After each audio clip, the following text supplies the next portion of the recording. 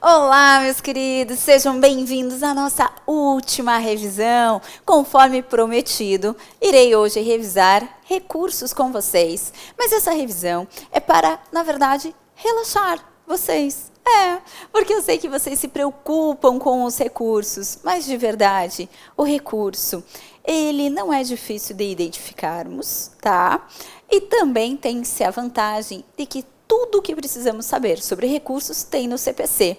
Então, eu vou só relembrá-los aqui a respeito de alguns recursos que nós vimos durante o nosso curso, para que vocês batam o olho e se lembrem, tá? Mas prometendo a mim que vocês farão a leitura do CPC, se vier um recurso, para que vocês tenham certeza de não esquecer de nenhum detalhe. Preparados? Então vamos lá. Para falarmos de recurso, vamos traçar aqui a nossa sequência processual. Tudo inicia com a petição inicial, como o próprio nome já diz, é uma petição inicial. Seja ela qual for, ação declaratória, anulatória, mandado de segurança, seja qual for, o fato é. Iniciamos o processo com a denominada petição inicial. Eu vou trazer aqui como se fosse o contribuinte iniciando, ok? Que tem mais chance conforme nós estudamos durante o nosso curso. O contribuinte, então, ele vai apresentar uma petição para dizer que ele não deve o tributo. O tributo é indevido, indevido, indevido. E a outra parte, por sua vez, vai apresentar uma resposta. A Fazenda pode apresentar aqui a chamada contestação, que nós estudamos também, em que ela vai defender por que o tributo deve ser cobrado. Então, de um lado eu tenho o contribuinte alegando que o tributo é indevido, e do outro lado eu tenho uma contestação, certo? Quando o contribuinte apresenta a petição inicial, nós temos diversos pedidos, não é? Em muitas petições iniciais, o meu primeiro pedido já será qual? Para que seja concedida a tutela provisória, a fim de suspender a exigibilidade do crédito tributário. Pois bem, então esse já é meu primeiro pedido na petição inicial, que seja concedida uma tutela provisória. Mas eu também peço muitas vezes para que seja produzida provas, produção de provas, e eu tenho lá o meu pedido definitivo, que nós falamos de tutela definitiva, que é o pedido principal. Se eu falar aqui, por exemplo, em uma petição inicial, ação anulatória, a minha tutela definitiva, meu pedido principal, você concorda comigo, que será para que seja anulado o lançamento tributário? Pois então, vou colocar aqui como pedido principal, anular lançamento. Pois bem, ora, como demonstrei a vocês, o segundo passo será uma contestação para que a Fazenda se defenda. Mas eu tenho aqui, até o final da minha primeira instância, várias decisões que poderão ser proferidas pelo juiz. Essas decisões que podem ser proferidas pelo juiz, eu posso classificá-las de duas formas, quais sejam. Nós temos as chamadas decisões interlocutórias e temos as chamadas decisões de sentença. Aqui é importante você lembrar a diferença entre uma e outra para você ter conhecimento sobre o recurso aplicável e não decorar, porque a gente odeia decorar. Eu estou frente a uma decisão de sentença quando você olha para aquela decisão e você vê, ok, acabou com o processo em primeira instância. Acabou. Quando a decisão acaba com o processo em primeira instância, eu digo que aquela decisão é uma sentença, conforme até determina o artigo 203, parágrafo 1º do nosso CPC. Já a decisão interlocutória, como o nome diz, e é essa a tranquilidade que eu quero que você tenha ao analisar uma decisão na sua prova, a decisão interlocutória, ela decide algo, mas sem colocar fim ao processo. Então, quando você percebe que o juiz decidiu algo sem colocar fim ao processo, você vai ver que está frente a uma decisão interlocutória. Aí você vai dizer, Josi, como pode o juiz decidir algo sem colocar fim ao processo? Vem cá, na tua petição inicial você não pede várias coisas? Tutela provisória, produção de provas, anular lançamento? Pois bem, digamos que a primeira decisão do juiz seja por negar a tua tutela provisória. Olha só, o juiz nega a concessão de tutela provisória. Por quê? Porque o juiz diz que não tem os requisitos para ser concedida uma tutela provisória. Ora, você tem uma decisão que é ruim, tá? Porque você pede a tutela provisória e ela foi negada. Quando você se depara com essa decisão que nega a tutela provisória, você concorda comigo que ela negou um pedido seu, mas ela não colocou fim ao processo. Por quê? Porque falta ainda ela julgar o teu pedido principal, que é anular o lançamento tributário. Então, eu tenho aqui uma decisão que decidiu algo, mas sem colocar fim ao processo. A essa decisão dá-se um nome de decisão interlocutória.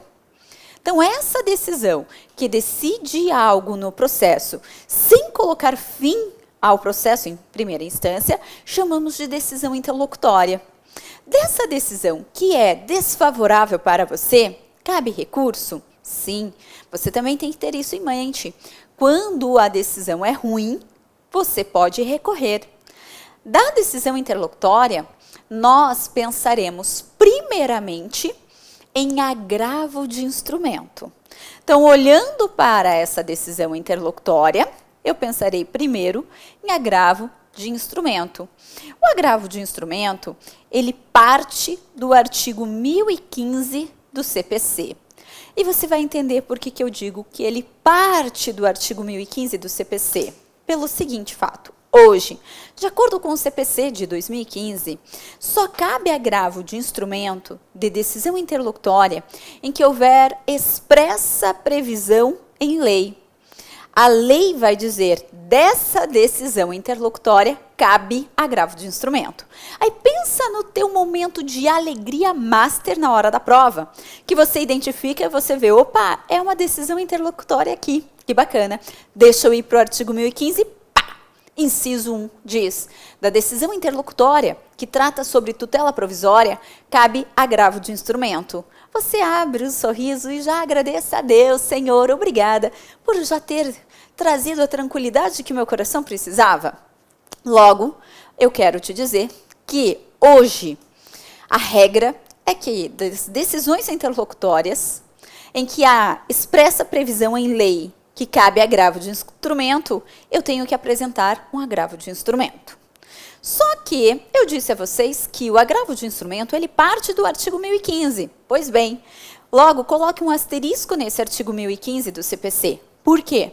Porque ali eu tenho talvez uma maior concentração de menção a decisões interlocutórias que são recorríveis por agravo de instrumento.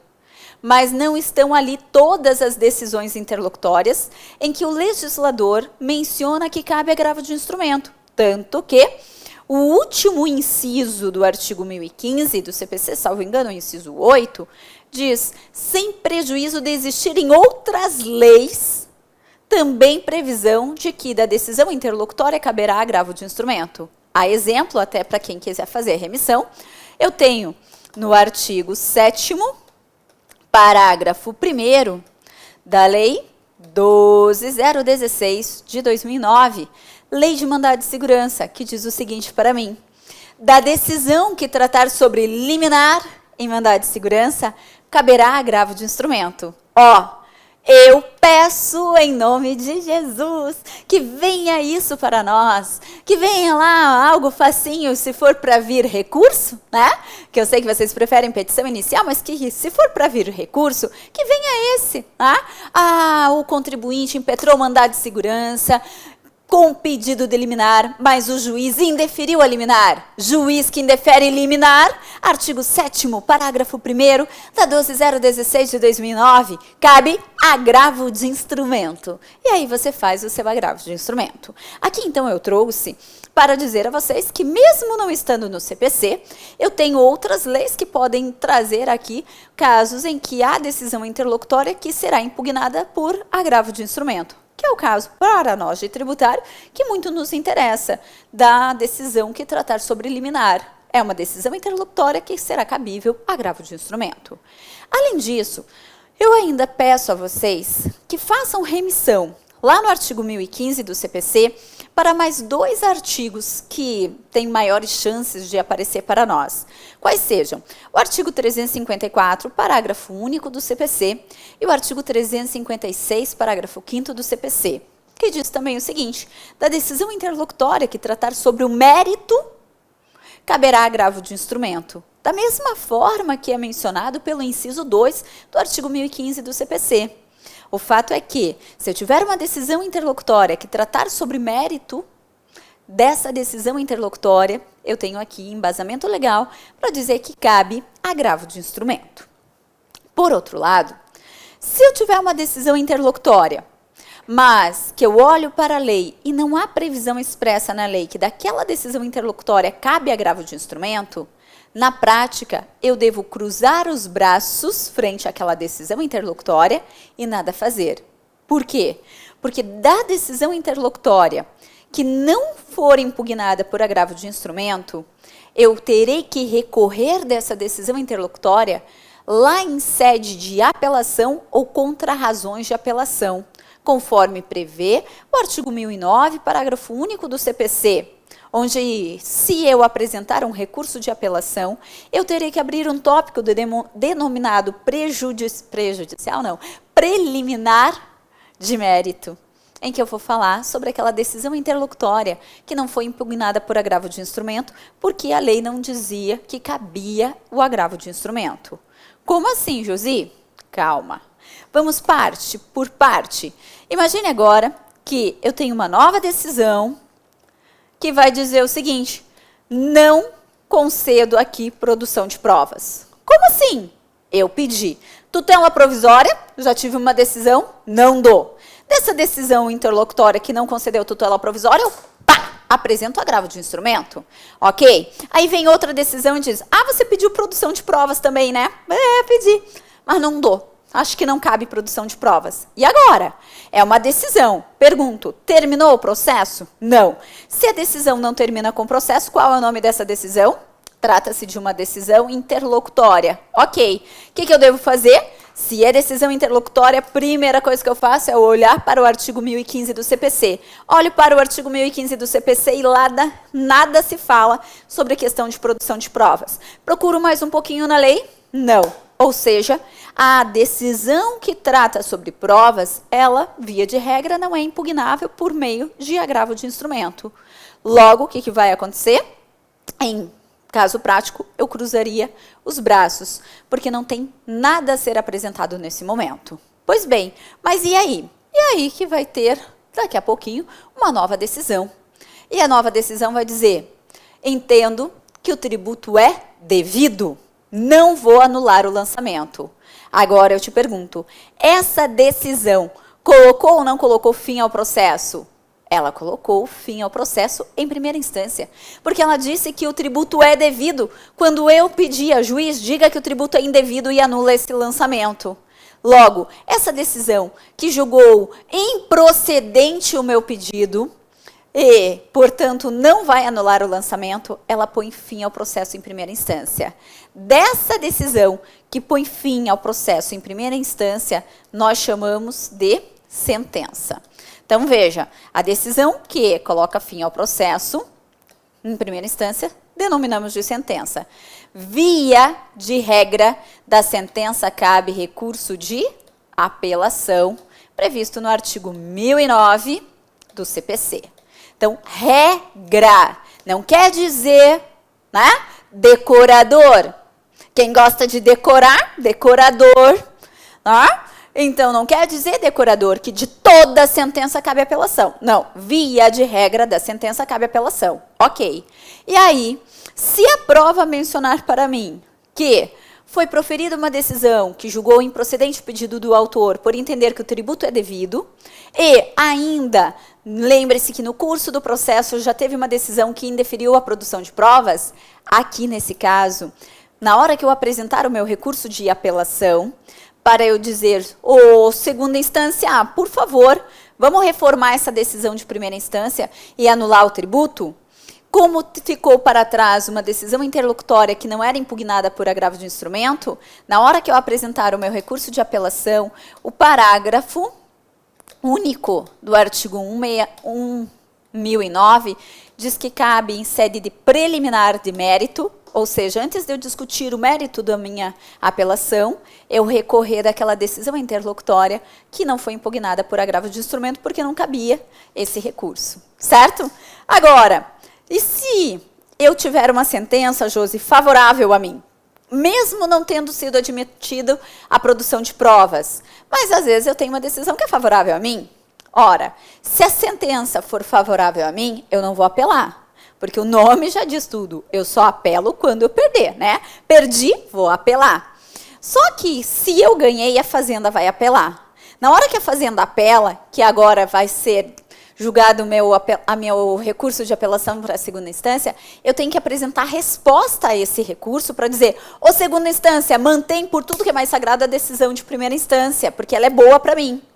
O nome disso é contrarrazões ao recurso de apelação.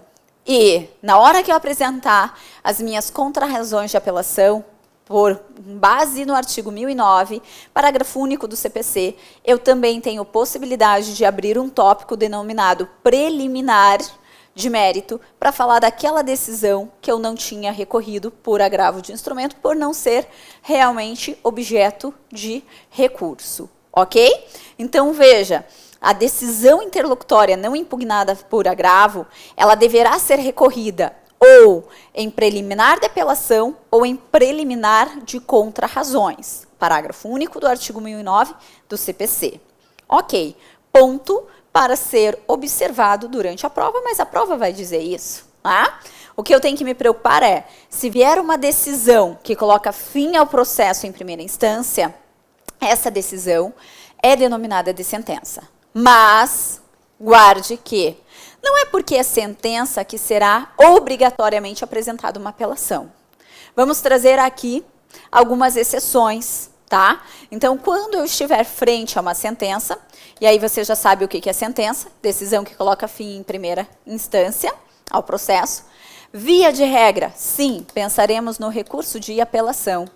Artigo 1009 do CPC. Vai para o artigo 1009 do CPC. Chegou lá? Agora, coloque algumas exceções. Primeira exceção. Artigo 34 da Lei 6.830 de 80, que diz, da sentença em execução fiscal, cujo valor da causa seja igual ou inferior a 50 RTNs, dessa sentença não cabe apelação. Dessa sentença cabe os chamados embargos infringentes. Josi, só para te falar, CPC de 2015 não trouxe mais embargos infringentes, eu sei. Só que esses embargos infringentes são nossos, são de tributário que ninguém tirou. Está previsto no artigo 34 da Lei 6.830 de 80, da sentença proferida em execução fiscal, em que o valor da causa seja igual ou inferior a 50 ORTNs, cabe a embargos infringentes. Pronto. E ainda, observe que, das sentenças proferidas em juizados especiais, eu tenho o artigo 5º da 10.259 de 2001 e artigo 4º da 12.153 de 2009, que diz, da sentença proferida em juizado especial cabe recurso. Qual é o nome do recurso, Josi? Só diga recurso. Então, da sentença proferida em juizado especial, a prova vai escrever por tudo que é mais sagrado, leia.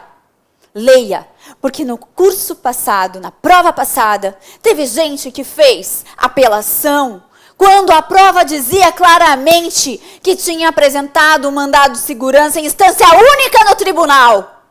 E eu tinha dito para vocês, se é apresentado mandado de segurança originário de tribunal, quando denegada a segurança, cabe recurso ordinário e não apelação. Então, você leia a prova com carinho e com atenção. Você tá braba, Josi? Não. Eu só peço para você ter atenção, gente. Porque se você decorar, a chance de você errar é grande. Então, leia com carinho. De sentença, via de regra, cabe apelação. Mas analise. O examinador, ele é assim, digamos que bonzinho o suficiente para te dizer a história completa. Porque ele quer que você tenha indícios suficientes para dizer qual é o recurso cabível. Então, se ele mencionar que foi proferida uma sentença em execução fiscal, cujo valor da causa seja igual ou inferior a 50 ORTNs, não é apelação, será apresentado embargos infringentes.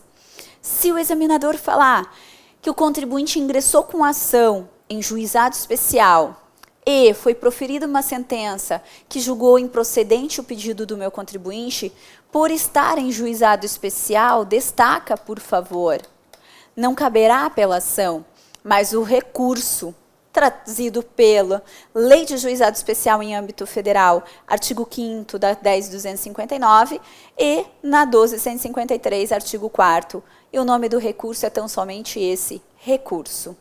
É apenas recurso, certo? Então, é esse cuidado que eu peço a vocês, que vocês fiquem atentos. Mais um detalhe, e aí eu peço agora para vocês destacarem. Eu disse que há uma diferença entre sentença e decisão interlocutória. Eu disse que a decisão interlocutória é aquela que decide algo sem colocar fim ao processo, enquanto a sentença coloca fim ao processo. Eu disse sobre decisão interlocutória que as decisões interlocutórias impugnáveis por agravo de instrumento têm previsão expressa na lei. Agora, por favor, vai lá para o artigo 1015 do CPC, parágrafo único, e leia com atenção. De toda decisão interlocutória proferida em processo de execução, caberá agravo de instrumento. Então, aqui, se o examinador mencionar que estamos em fase de execução fiscal e houver uma decisão interlocutória nessa execução fiscal, você não precisa ficar procurando exatamente qual é a decisão interlocutória que será apresentado agravo de instrumento. Porque o parágrafo único do artigo 1015 diz: de toda decisão interlocutória proferida em execução, caberá agravo de instrumento. Logo, se a prova mencionar que a sua exceção de pré-executividade foi inadmitida, porque entendeu-se que não era cabimento de exceção de pré-executividade, então o juiz nem julgou a exceção, ele diz: eu não aceito essa exceção de pré-executividade. Aqui eu estou frente a uma decisão interlocutória em processo de execução fiscal. Dessa decisão que inadmite uma exceção de pré-executividade, cabe agravo de instrumento. Agora, e se a decisão Josi disser que não aceita embargos à execução? Lembram-se que embargos à execução, diferentemente de exceção de pré-executividade, que é simples petição, embargos à execução é uma ação nova? Então, se é uma ação nova, embargos à execução, e o juiz diz que não vai aceitar, é porque eu tenho uma decisão aqui que põe fim ao processo de embargos à execução. E a decisão que põe fim ao processo é sentença. Dessa decisão caberá apelação. Então, a decisão que inadmitir ou negar provimento para os meus embargos à execução, provimento não, me desculpe, julgar improcedente meu embargos à execução, caberá recurso de apelação. Certo? Tranquilo aqui? Pois muito bem. Então, falamos aqui um pouquinho sobre agravo de instrumento e falamos sobre o recurso de apelação. Lembrem-se ainda do artigo 997, recurso adesivo. Não se esqueça. Quando é mesmo cabível um recurso adesivo? Quando a sentença der vitória e perda para as duas partes. Como assim, Josi? Eu, advogada do contribuinte, olho para a minha sentença. Então, olhei para a sentença, digamos que eu pedi, nosso exemplo básico, digamos que eu pedi restituição de tributo. E eu pedi a restituição com base na taxa Selic, que é a melhor taxa. Vem a sentença e diz: ok, cabe a restituição. Olha que maravilha, cabe a restituição. Aí eu fico feliz, né? Estou lendo ali os primeiros parágrafos que dizem cabe restituição, estou feliz da vida. Só que daí no último parágrafo vem e diz: ó, mas não vou restituir pela taxa Selic, eu vou restituir por outro índice. Você concorda que eu não ganhei 100% do que eu pedi? Porque se eu tivesse ganho 100%, eu estaria com a restituição com base na taxa Selic. Mas o juiz não deu taxa Selic, então eu perdi uma parte. Mas assim, vamos falar, se fosse para fazer uma escala de 0 a 100, digamos que o fato de eu ter ganho a restituição, eu ganhei, digamos que 80% da minha sentença, do que eu pedi. E perdi 20%, por quê? Porque, na verdade, eu não ganhei a taxa Selic. Não se importe com esses percentuais, importa em saber o seguinte, eu ganhei algo que me deixou muito feliz, mas perdi uma partezinha, então eu não ganhei 100%. Eu ganhei razoavelmente bem, mas perdi uma partezinha. Nesse caso em que eu ganhei mais, mas perdi uma partezinha, eu poderia apelar dessa parte aqui que eu perdi. Que é claro que eu nunca vou apelar do que eu ganho, eu só vou apelar do que eu perdi. Eu poderia apresentar um recurso de apelação para brigar com o juiz e falar, ei, me dá a taxa Selic. Mas eu falo, quer saber, eu quero ser feliz, nem vou apelar. Ok, mas lembre-se que, como eu ganhei mais e perdi uma partezinha, a fazenda, por outro lado, vamos colocar aqui, né? A fazenda, por outro lado, se eu ganhei 80%, ela perdeu 80% do que ela falava. E ela ganhou 20%. Concorda? Não estou entendendo, Josi. Gente, é só pensar. Se eu pedir a restituição, eu não ganhei. A fazenda... Aliás, eu ganhei a restituição, a fazenda perdeu porque a fazenda dizia que não era para restituir. Só que a fazenda ganhou uma partezinha porque eu pedi pela taxa Selic, ela dizia, não tem que restituir pela taxa Selic. Então, ela perdeu uma partezinha. Quando eu tenho assim, vencedor e perdedor na mesma sentença, aí eu posso pensar no recurso adesivo. Por quê? Porque como a fazenda ela perdeu muito mais, provavelmente ela apresente o seu recurso de apelação. Quando a fazenda apresenta o recurso de apelação, abre o meu prazo para eu apresentar contrarrazões. As contrarrazões são resposta ao meu recurso de apelação, em que a apelação vai sujeitar a segunda instância, para a segunda instância mudar aquela decisão de primeira instância que foi favorável a mim. Logo, eu tenho que apresentar, então, a resposta à apelação pedindo para a segunda instância manter a decisão. Então, na apelação da fazenda aqui, que a fazenda vai dizer não cabe restituição, eu vou apresentar contrarrazões para dizer, cabe sim, cabe sim. Só que, já que a fazenda apresentou a apelação e abriu o prazo para eu apresentar contrarrazões, eu posso aqui apresentar um recurso adesivo, com base no artigo 997 do CPC, para recorrer dessa partezinha aqui da sentença que eu não tinha recorrido. É o que diz o artigo 997 do CPC. Tem chance de cair um recurso adesivo para nós? Com certeza, por isso que eu comentei durante o nosso curso. Então, é só você se lembrar. Se a prova pedir para você recorrer daquela partezinha da sentença que você não tinha recorrido porque você tinha ganho muito mais, e então a fazenda apresenta apelação, você pode, se for para recorrer da sentença, daquele pedacinho que você deixou para trás, apresentar o recurso adesivo, com base no 997 do CPC. Agora, cuidado, porque a prova pode pedir para que façamos contrarrazões ao recurso de apelação, que vai ser a minha resposta à apelação, pedindo para a segunda instância, pelo amor de Deus, manter a decisão da primeira instância. Pode cair contrarrazões para nós? Com certeza absoluta. Contrarrazões, resposta ao recurso. E toda vez que pedir o examinador para fazer resposta a um recurso, eu posso mentalizar como seria feito o meu recurso e apresentar a resposta nos mesmos moldes, só que vai ser resposta ao recurso. Contrarrazões aqui no caso de apelação. Certo? Pois muito bem. O que mais que nós temos para falar de recursos? Vamos falar um pouquinho do agravo interno? O agravo interno, ele tem previsão no artigo 1021 do CPC. E nós comentamos que cabe agravo interno sempre que a decisão for proferida por uma única pessoa. O artigo 1021 do CPC fala pelo relator do tribunal. Mas olha, não precisa ser necessariamente pelo relator do tribunal. Guarde que cabe agravo interno sempre que houver a decisão de uma única pessoa no tribunal. Pode ser do relator, ou do presidente, ou do vice-presidente do tribunal. Como assim, Josi? Bom, vou trazer primeiro o caso, e que foi justamente um já cobrado pela nossa banca da FGV. Concentra na nossa sequência. Veja, eu apresentei petição inicial, a Fazenda apresentou contestação. Vamos dizer aqui que já veio a sentença, tá? Se veio a sentença, vou trazer sentença normal, regra, cabe apelação.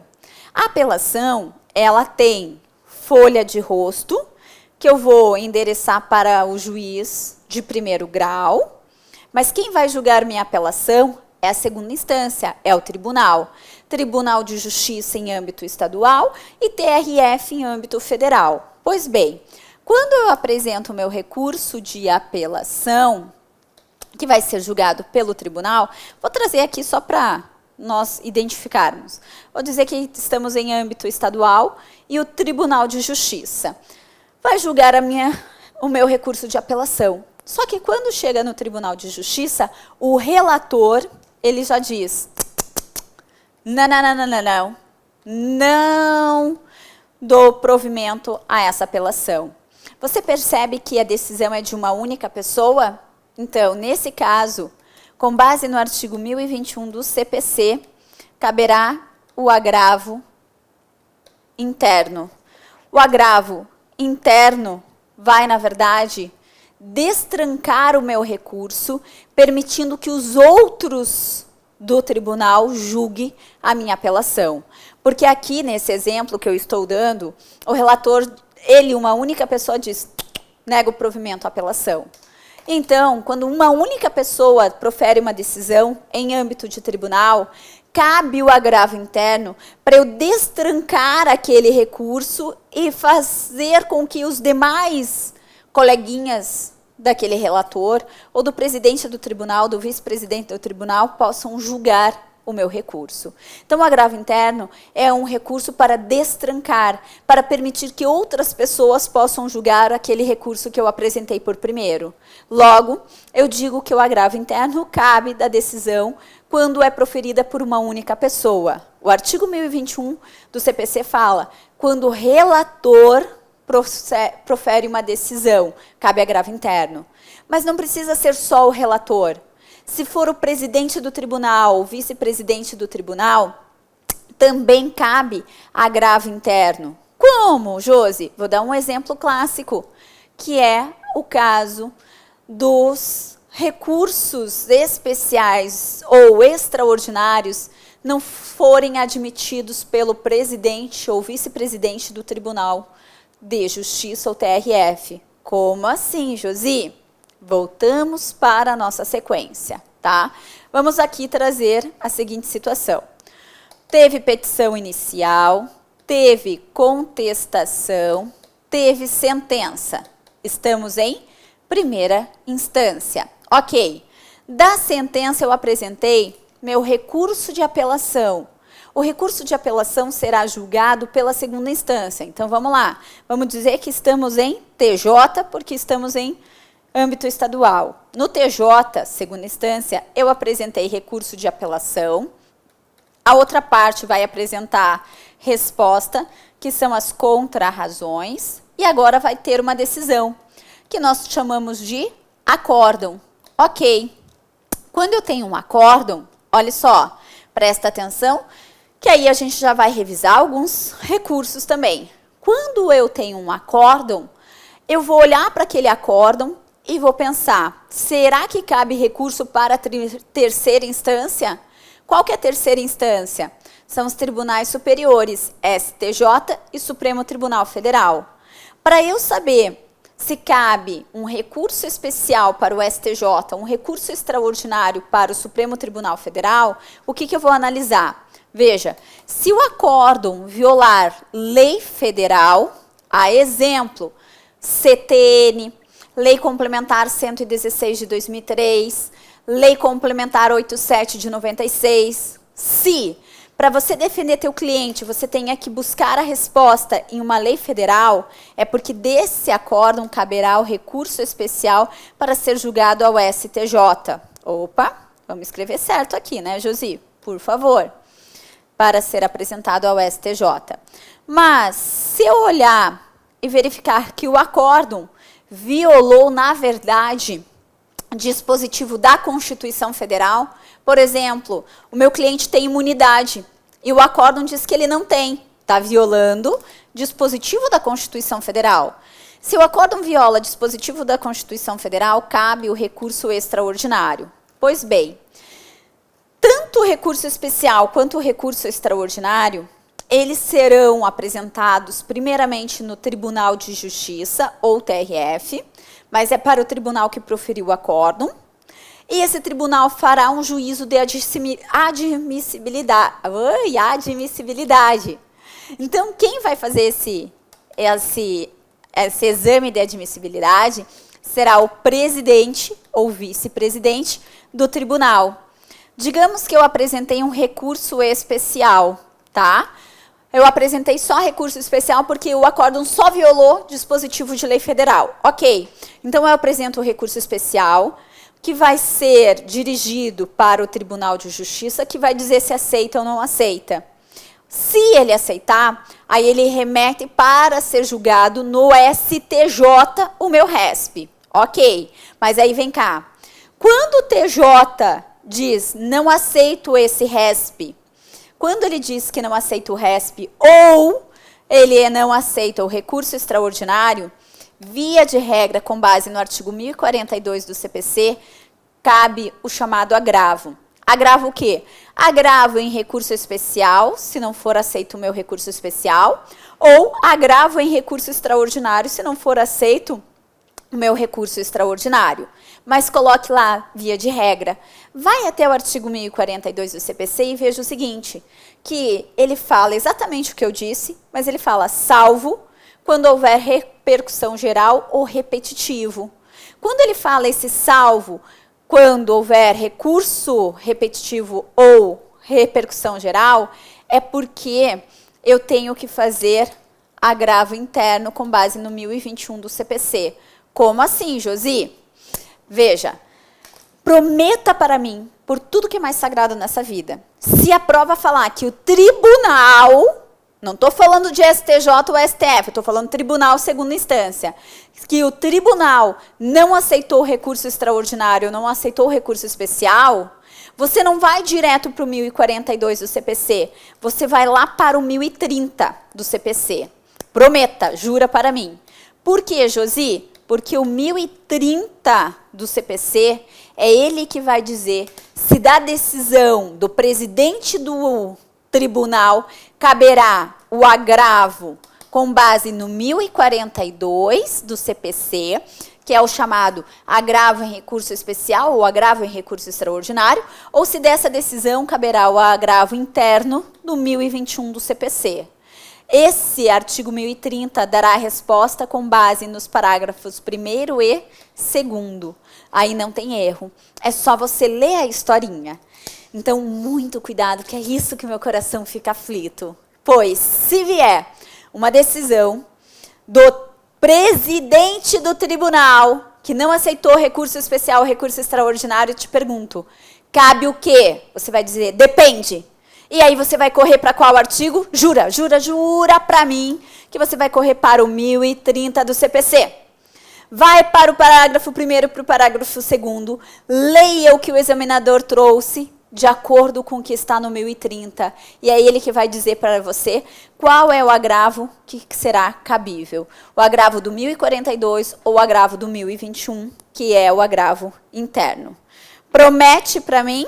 Sim ou não? Pois bem. Agora, quanto ao recurso especial e recurso extraordinário, se você tiver que fazer, que eu tenho aqui o coração dizendo para mim que pode vir, você sabe que será cabível recurso especial ou recurso extraordinário do acórdão proferido pelo tribunal. E, para você saber se é recurso especial ou recurso extraordinário, vá para o mérito do teu recurso. Se o mérito for com base em algum dispositivo de lei federal, é porque cabe o recurso especial, como prevê o artigo 105, inciso 3 da Constituição Federal, e segue o artigo 1029 do CPC. Agora, Se a defesa do teu cliente for com base na Constituição Federal, é porque caberá o recurso extraordinário, previsto no artigo 102, inciso 3 da Constituição Federal e a partir do artigo 1029 do CPC. Promete? Pois bem, vamos falar um pouquinho de ROC, né, que veio na prova passada, todo mundo ficou preocupado. Sobre o ROC, gente, não tem erro. Cabimento do ROC, artigo 1027 do CPC. Aí, o examinador tem que narrar a historinha exatamente como está no artigo 1029 do CPC. Cabe o recurso ordinário quando a causa é julgada originariamente no Supremo Tribunal Federal, que denegar quanto ao mandado de segurança, com relação a HD, habeas data, ou mandado de injunção.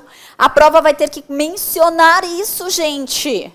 Que foi denegado o mandado de segurança, ou HD, ou mandado de injunção, cuja causa foi proposta diretamente no Supremo Tribunal Federal. Ou no STJ, originariamente, quando mandado de segurança foi proferido aqui, em única instância, em TRF ou Tribunal de Justiça. Josi, mas espera lá. A prova vai falar o quê? No caso do ROC, para ser julgado no Supremo Tribunal Federal, a prova tem que dizer que foi apresentado mandado de segurança, ou HD, ou mandado de injunção, em única instância, nos tribunais superiores. Tribunais superiores. A prova tem que dizer, olha, foi apresentado no Tribunal Superior como causa originária o mandado de segurança que foi denegado. Aí caberá um ROC, nos termos do artigo 1027 do CPC, para ser julgado pelo Supremo. Olha, foi denegada a ordem do mandado de segurança que foi apresentado originariamente no Tribunal de Justiça do Estado ou no TRF. Aí caberá um ROC para ser julgado no STJ. Pega a última prova. Você vai ver, a prova disse. Foi apresentado mandado de segurança originariamente no Tribunal de Justiça. Então, você não precisa ficar decorando o que tem que ser apresentado nos tribunais em única instância. A prova vai te falar isso. Afinal de contas, nosso examinador não é do mal. Mas ele tem que saber se você sabe que quando apresentado mandado de segurança originariamente num Tribunal de Justiça ou TRF, da decisão que denegar esse mandado de segurança, caberá um ROC para ser julgado no STJ. Então, é isso que a gente precisa se atentar. E, por fim, eu quero falar para você ter um carinho especial com reclamação. Na revisão da última prova, eu falei para ter um carinho especial com recurso ordinário. E nessa eu peço um carinho especial com a reclamação. Leia com atenção o artigo 988 do CPC, tá? Então, o artigo 988 do CPC trata sobre reclamação, cabimento de reclamação. Quem é nosso aluno, eu peço encarecidamente que dê uma olhadinha nas aulas de peças constitucionais, que tem uma aula que a gente fala sobre reclamação. Artigo 988. Lembrando que reclamação não é recurso. Então, se o examinador falar apresente um recurso, você já sabe que não é reclamação, tá? Mas reclamação não é recurso, reclamação não tem prazo, e o artigo 988 do CPC traz as hipóteses de cabimento de reclamação. Dentre elas, está quando não observada uma súmula vinculante. E aí, quando fala de súmula vinculante, eu peço para você separar o artigo 7º da Lei 11.417 de 2006. Tá? Porque cabe reclamação tanto de decisão judicial como de decisão administrativa. E se não for aplicada a súmula vinculante, você pode pensar na reclamação, desde que o examinador deixe claro que ele não quer recurso, né? Porque não tem problema nenhum eu ter uma decisão que trate sobre súmula vinculante e eu apresente um recurso, tá? A reclamação, ela pode vir aqui, mesmo que você tem a possibilidade de apresentar um recurso, você vai apresentar o recurso frente à súmula vinculante ou uma reclamação. Vai depender do que o examinador quer e ele vai deixar claro. Tanto que a principal dica é, se o examinador falar em recurso, é porque não é reclamação. Aí, mesmo tendo a decisão não aplicando uma súmula vinculante, você pode apresentar, se o examinador quiser, o recurso cabível de acordo com o que a gente viu durante o nosso curso. Mas eu posso também ter chance de ter uma reclamação para preservar uma súmula vinculante, para preservar a competência de um tribunal. E tudo isso, como eu te disse, cuide com a historinha que o examinador for contar. Se ele contar uma historinha exatamente nos casos do artigo 988 do CPC, é porque você terá, meu querido, que apresentar uma reclamação. E a grande chance de vir uma reclamação é com súmula vinculante. Ouça o que eu vou te falar. Não é porque vai ter lá, digamos que uma decisão que não aplicou uma súmula vinculante que eu já vou fazer reclamação. Não. Vá no caso de acordo com a nossa proposta do examinador, tá? Porque eu posso muito bem, em sede de recurso, falar, ó, violou aqui a súmula vinculante, não está aplicando não tem problema. Mas talvez o examinador queira que eu faça uma reclamação. Eu, tributarista, já fiz várias reclamações, tá? Ainda mais quando eu não vejo que não foi aplicada a súmula vinculante. E com base no CPC novo, pode cair. Então, meus queridos, para quem ainda não estudou reclamação, fica a minha dica. Dá uma olhadinha lá nas nossas aulas de peças constitucionais para passar aquele último olho em reclamação. 30 minutinhos você resolve isso. Para quem não é nosso aluno, leia o artigo 988 do CPC e vá com calma, certo? Queridos, eu fico por aqui, porque eu sei que vocês têm que descansar também, mas fico na torcida para que venha amanhã uma prova tranquila para você que estudou. De fácil verificação quanto a peça cabível, quanto o recurso cabível. Eu espero que você tenha aproveitado essa revisão e que amanhã você possa me mandar uma mensagem dizendo: Josi, acertei a peça, acertei. E isso vai acalmar teu coração. Apesar que amanhã, depois da prova, você vai experimentar um novo sentimento, qual seja aquela angústia. Se você sair com a prova com angústia, sem saber se passou ou não passou, tenha certeza que deu tudo certo. Porque é realmente impressionante. Parece que aquela espera pelo nome na lista, ela é uma espera muito grande. Parece que chega tudo menos o dia da nossa lista de aprovados. Mas amanhã eu estarei com vocês, ansiosa. Estarei, sim, ao lado de cada um, rezando por cada um de vocês, para que tenha, sim, uma prova fácil, para que você se saia muito bem. Como eu sempre digo, eu respeito a religião de todos, né? Então eu espero que você respeite a minha religião. A aula de hoje, eu estou aqui, sim, com a minha santinha. Hoje a minha santinha é Nossa Senhora de Fátima, e que eu pedi a ela para proteger a nossa revisão e que viesse algo realmente que tivesse sido visto por vocês nas últimas revisões, tanto na primeira que eu fiz na quinta-feira como na de hoje, para nos proteger. E também pedi a ela para orientar vocês, que vocês fiquem calmos, tranquilos, mas que principalmente vão com o coração tranquilo para a prova. Eu sei que é difícil, mas você estudou, você se preparou. Agora, esqueça as cobranças que vocês têm na cabeça que os outros estão fazendo. Tenha certeza que a maior cobrança é por sua parte. Você não quer fazer feio. Mas, gente, você não fez feio. Você chegou até aqui. Agora, vá para essa prova tranquilo e coloque na mão de Deus. Porque se for para ser sua essa prova, vai ser. E Deus tem planos muito maiores para vocês. Se você não for bem na prova, é porque não era o seu momento.